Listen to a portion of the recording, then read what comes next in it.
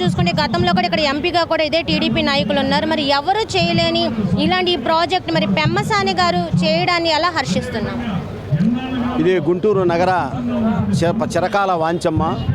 ఈ బ్రిడ్జి కోసం గతంలో చాలామంది పార్లమెంటు సభ్యులు, శాసనసభ్యులు ప్రయత్నం చేశారు. అలానే గత ప్రభుత్వం ఫండ్స్ ఇచ్చి కడతామన్నా కూడా వైసీపీ ప్రభుత్వం ముందుకు రాకుండా అనేక అడ్డంకులు సృష్టించింది.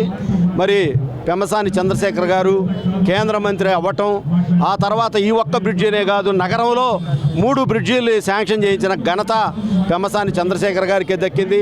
ఇవాళ నగరం గుంటూరు పశ్చిమ నియోజకవర్గం అలానే ఈస్ట్ నియోజకవర్గం నుంచి శాసనసభ్యుల సహకారంతో పెమ్మసాని చంద్రశేఖర్ గారు గుంటూరు నగరాన్ని హైదరాబాదు, విజయవాడ, విశాఖపట్నాన్ని నగరాలని తలదన్నే విధంగా అభివృద్ధి చేస్తున్నాడు. ఈ సందర్భంగా ఆయనకి గౌరవ ప్రధానమంత్రి గారికి, నితిన్ గడ్కరీ గారికి, ముఖ్యమంత్రి చంద్రబాబు నాయుడు గారికి, లోకేష్ గారికి, పవన్ కళ్యాణ్ గారికి అందరూ కూడా పేరు పేరున తెలుగుదేశం పార్టీ తరఫున ధన్యవాదాలు తెలియజేస్తూ ఉన్నాం.